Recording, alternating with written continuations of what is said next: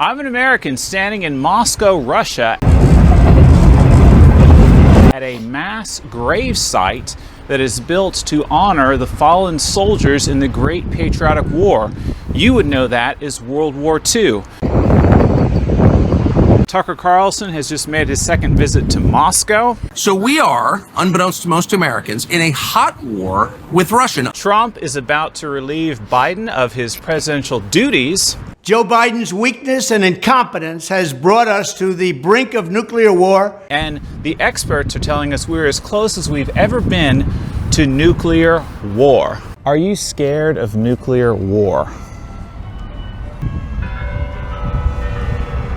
Today, I'm standing with a Russian man who, believe it or not, has served in the U.S. Army. And we're going to get his opinion. Do you think World War III has already begun? Welcome to EXPAT American. I am the EXPAT American. Find out what's going on in Russia and the West today. That's affecting people's ability to comprehend what's going on.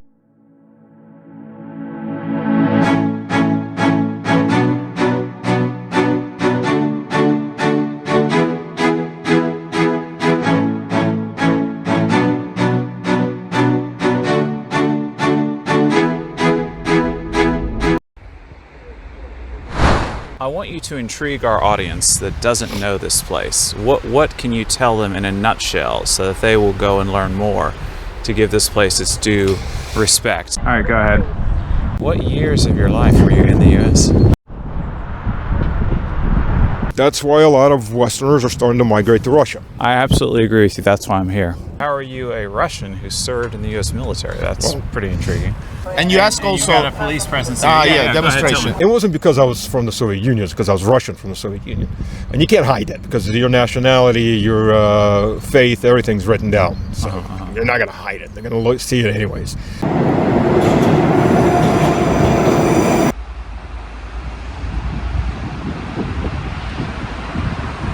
All right, Stas, well, the first question, the most important question of this video, do you think World War III has already begun? Yeah, you could say that. On multiple fronts. It's not quite the same as most people think of World War II or World War I. But if you actually study World War II or World War I, you realize it all didn't start up real fast either. It actually started with relatively small incursions, small wars that then combined into one continuous large war. So for a layman to understand, what do you see that's happening in the world today that makes you think that we are in World War III or we likely are already in World War III? Well, you have two sides of the coalition. Some are actively participating in combat, others are participating in a hybrid war. But you basically have two blocks already lined up. You have America and her vassals, and you have basically an axis of resistance in this case. You have the Russian, Chinese, Iranian bloc, Belarus, and more countries are adding up to it, so it's steadily widening. More than likely Georgia's going to be a part of it, whether they like it or not, because the U.S. is going to do everything to overthrow their government, and it's trying to right now. And we'll see about some of the other European countries. Which ones will stick to NATO, which ones will leave NATO. Syria was part of it somewhat. Assad was a very questionable figure if you actually start digging into his actions. Not overly committed, which cost him the government and the country. So you have two basically fascist governments rising up in the Middle East right now. They're both backed by the U.S. You have Turkey trying to make the new Ottoman Empire, and you have the Greater Israel Project in the south. It's trying to take over most of half the Middle East. So they're no longer hiding that. It's not a conspiracy theory. What you're describing does sound like a war that could encompass the world. Yeah. So if you're an English-speaking Westerner and you're watching this video and you're just living your life and you're not really clued into what's going on. So the average statistical voter. Yes, exactly. So what should you be doing? What should you be hoping for? What should you be thinking about? Are you thinking, wow, Trump's going to save us all, or should you be thinking something else? It's far past the time for all parties involved to pursue a peaceful end. You know, the British helped start World War I and World War II. The aim of Russia and Germany destroying each other. And they were planning on more or less staying out of it, which didn't happen even the first time or the second time. They got sucked in, whether they liked it or not. The U.S. is playing the same game as the British, with the aim of get everybody fighting and we'll just stay out. It's not going to happen. They're going to get sucked in, whether they like it or not. So if you've got kids or you're draft age yourself, and you really don't want to go be meat for the big corporate machine, at this point I'd be a hell of a lot more active than sitting on my behind on the couch watching television. You need to be active. By this point you should be making your voice heard. There's been one semi-successful anti-war demonstration in the past 5 years. Considering effectively the U.S. is already at war with Russia. The U.S. Army is bombing Russian cities with ATACMS missiles. He is sending in American tanks. There aren't Ukrainians in those HIMARS. Those ATACMS missiles, or all missiles that are fired from the HIMARS, are loaded by Americans. They're aimed by Americans. They're guided in by American satellites from control points in the U.S. It's the U.S. military firing on the Russian military. So effectively, we're already in a war. Okay, well, you said something provocative, which is to the people that are watching this who don't want to be meat for the machine. So that makes me think two things. One, how could they practically do something about that? And then the other thing I'm thinking about is, you know, a person should be committed to a country and support a country. So I definitely want to be clear that I'm all for serving a country in whatever country you are for. So we want to do this, but at the same time, like you said, it's, you know, it's not the best use, I think, of myself to become meat for the machine. So how can a person practically do something about this? Well, first of all, get educated. Okay. Not putting up little Ukrainian flags as value signal, and that's not educated. That's not even active. Get educated to the reality of what's going on. Second of all, serving your country and serving private interests that run the country are two very different things.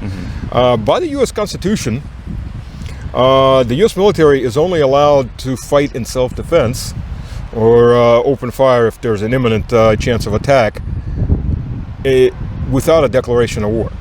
Having said that, by the Congressional Research Center report in 2022, since 1992 to 2022, the U.S. military used force to one degree or another, without a declaration of war, of course, 251 times around the world. Not inside the U.S., but around the world. So everything that the government is doing is unconstitutional. Just begin with that. There's a reason there's a dumbing down of American education, a very effective dumbing down of American education. I mean, let's look at reality. By official American statistics, U.S. statistics, 21% of the U.S. population, and I'm not talking illegal aliens, I'm talking about U.S. citizenship, 21% of the U.S. Population is effectively illiterate. Is reading a third grade level or lower. That's U.S. third grade level. That's like first grade in Russia. We're talking about World War III, and this was erected for, like I said, the Great Patriotic War, but an English speaker is going to think of that as World War II. Well, this is Mitino, which is a suburb of Moscow. This place, of course, didn't exist as any kind of suburb back in the early 1940s. This was mostly fields, some couple of villages. This is the deep province already from Moscow, about 15, 16 kilometers away from Moscow itself. This is a mass grave burial site for the defenders that were fighting off the Germans who were advancing on Moscow at the end of 1941. And the campaign went through the beginning of 1942, but the Germans were already on the retreat at that point. The Germans didn't get this close. This was already in the rear, so that's why they were buried here. The Germans along this area, Pyatnitskaya Chaussee, got as close as about 12 kilometers from here, where they were stopped. Right. So this is a burial site you've got a Guards division, you've got a People's Militia division, and you've got artillery, and you got anti-aircraft artillery. So you had a mass burial site here. There's a lot of them in these areas. And they put up a park, put up a memorial, and put up all the names of the people that died from those 4 units. Are you scared of nuclear war? No, I'm not afraid. How come? I was asking Russians on the street a couple of days ago in one of my videos, are they scared of nuclear war? Are you afraid of nuclear war? Yes, of course. It is very dangerous for us, every man. Dangerous for everybody. Every person, every politic have positive and bad sides. So, but in general, it's to the best. So are you saying that Biden is a cruel king? What are your thoughts on that? Well, it's always possible. I mean, you can't say it's not possible. I don't think we'll get to nuclear war, but it's always possible. The thing is you can't really scare Russians with a war. You know, honestly speaking, most of those Western politicians, they don't know history. Because if anybody studied history of Russia for the past 120 years, just the past 120 years, you don't even need to go deeper than that. So we've had, in the last 130 years, we had the 1905 war with Japan, 1904, 1905 revolution. We had the 1914 World War I breakout. We had 1917 First Revolution, Second Revolution, 1917, the Liberal Revolution, followed by the Bolshevik Revolution. We had a 5-year civil war. We had the Red Terror and Stalin's purges. We had the Great Patriotic War, World War II, our portion of World War II. Then we had 1991. We had the whole Cold War. We had 1991 collapse, economic collapse, and revolution. Wars in Chechnya, U.S. constantly trying to dismember Russia, and not only is Russia not dismembered, not only is Russia not dying out, but Russia is back on its feet. It's the biggest economy in Europe by purchasing power parity or neutral dollar. It's the 4th largest economy in the world, and it's pushing back against all of NATO. So anybody that reads Russian history should understand that's not the country you want to screw with. So it's some sort of demonstration. And you ask also... You got a police presence. yeah, demonstration. So you think it's not going to happen? It's less likely to happen Well, because Russia is a country that the world knows they shouldn't mess with. Well, no, the world should know, and most countries do, but the Western leadership, the modern Western leadership, there are no adults in the West. There are adult bodies with minds of children and teenagers. No adults in power, right? In government. Right. There aren't any. Right. They're mostly spoiled children, very old, sometimes spoiled children, but mostly spoiled children. We think that politicians are not so crazy and they won't use nuclear weapon because this is very crazy thing. I hope so. Russia might not offer you the absolute best material life that you can hope for, but the West doesn't either anymore, or anything close. But Russia will keep your children from being maimed. They'll give them a bright future, a proper education, and a place that if they want to practice Christian faith, they can practice their Christian faith, and nobody's going to come along and tell you can't do that anymore. Right. Yeah, no, I try to make this point on my show is that people should be coming here because they feel like it's the right thing to do, not because they want to have a softer life. Right. So I assume this is where a lot of the graves are that are covered in snow here? No, I don't know. I think most of the graves are actually right over there. Okay, so right on site. It's a mass grave. Like a meditation area. Right. Okay. It's a mass grave first and foremost. So they buried in one hole. You really didn't have time to dig lots of holes. So. It's amazing how many memorial sites there are just in Moscow, and I'm glad you brought me to this one because I've been to some of the more centrally located bigger ones, like Park Pavel, for instance.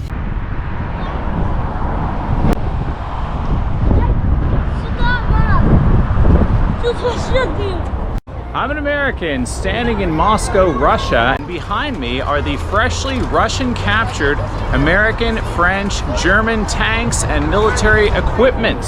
Of course, everyone knows the T-34 tanks, and what is unique about this memorial, that it is made from the first modernized version of T-34. The original T-34 with exactly this size turret was made for a very small L11 gun.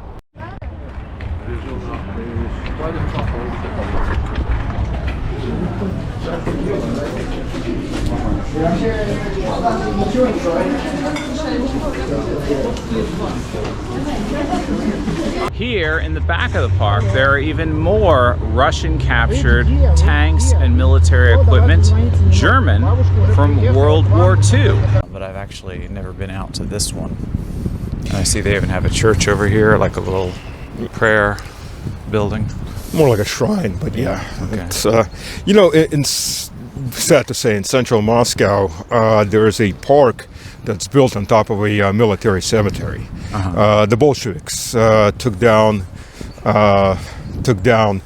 the headstones, flattened it out, and it was a Tsarist cemetery. It was active through World War I, and when the Bolsheviks decided to re-image Moscow in their own likeness, they created a park over it, so children are literally running and playing on top of graves.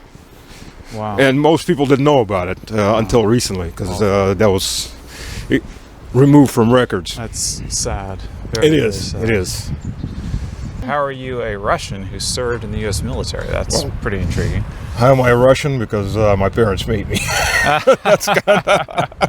That kind of happens that way. Well, for the people that don't know me, I'm from, my birth city is Lugansk. Immigrated to the U.S. in '79. My father had a liberal bent and was a dissident. By the time he got his citizenship in the U.S., he was a Republican.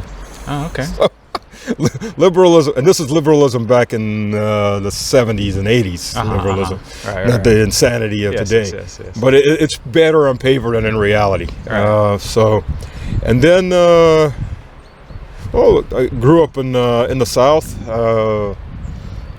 Joined U.S. military. I was in NC State.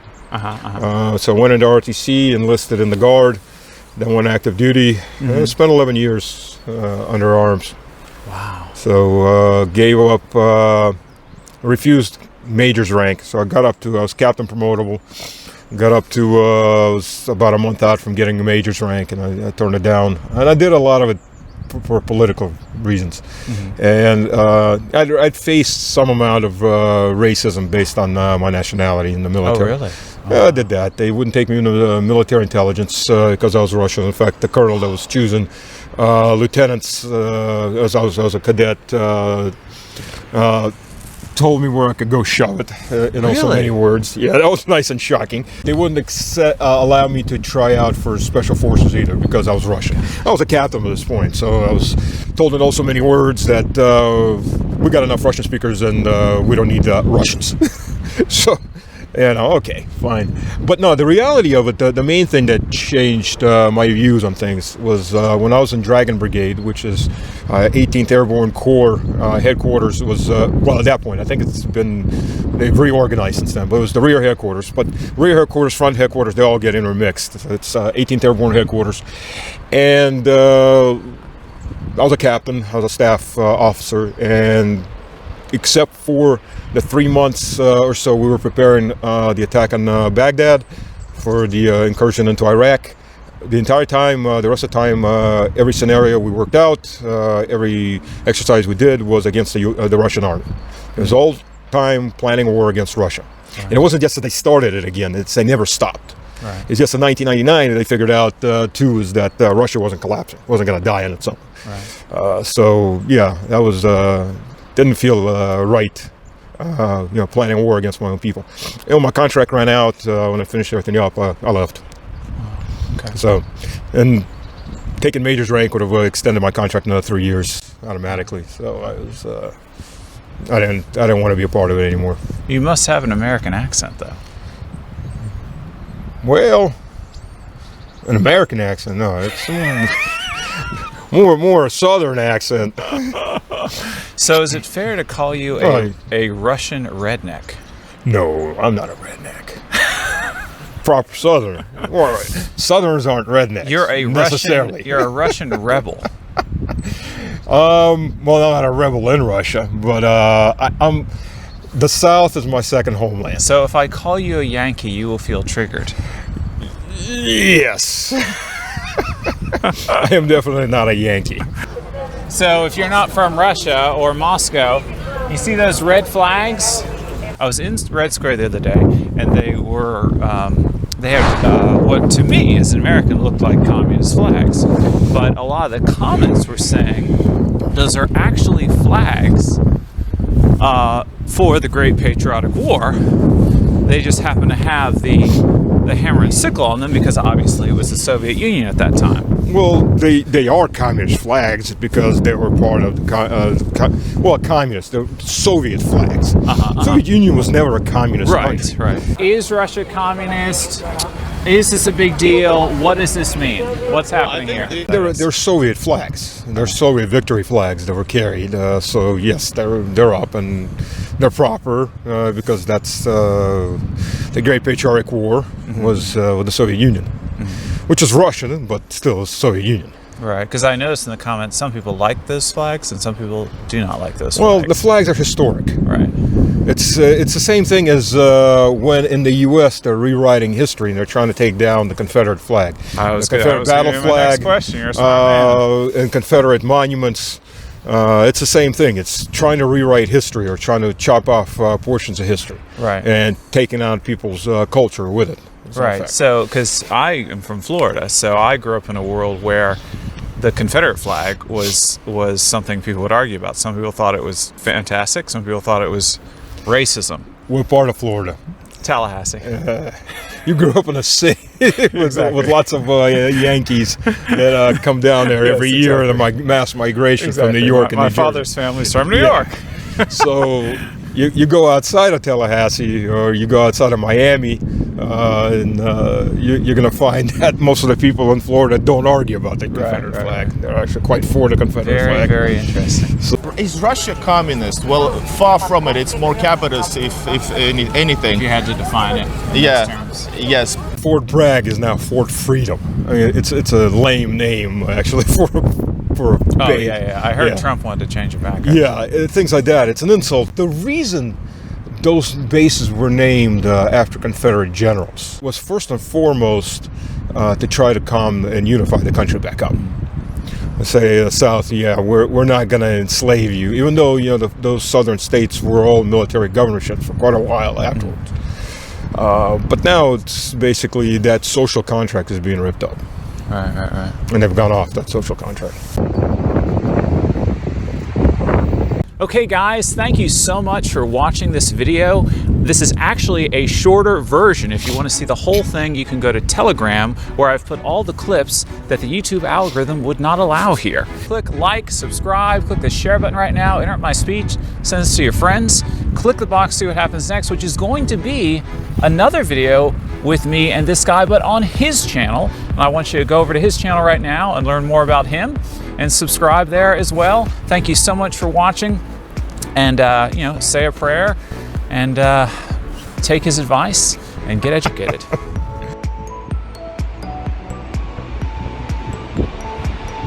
I'm not so fluent in English. No, you're doing good. All right, Stas. Main cannon, and according do it again. And I also wasn't except they. Of course, everyone knows the T-34 tanks. Well, I don't. That's what you've got. Click the share button right now. Interrupt my speech. Send it to my friends. Not my friends. So it's still recording? Now it is. I turned it back on. Okay, I'll try it again. I'm an American standing in Moscow, Russia, and at the bottom of this hill are the freshly Russian captured. Okay, so make sure you have. So I'm gonna walk up like this, and that's good, right? So then you just twist to me.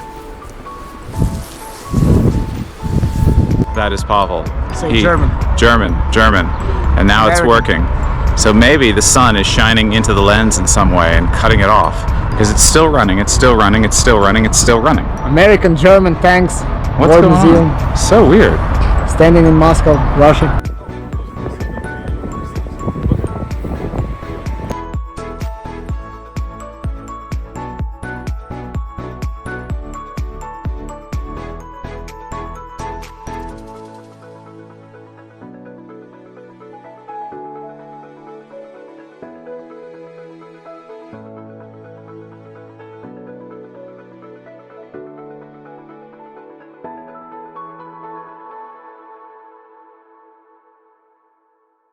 Is your finger in the way, Oleg? Okay, cool. All right.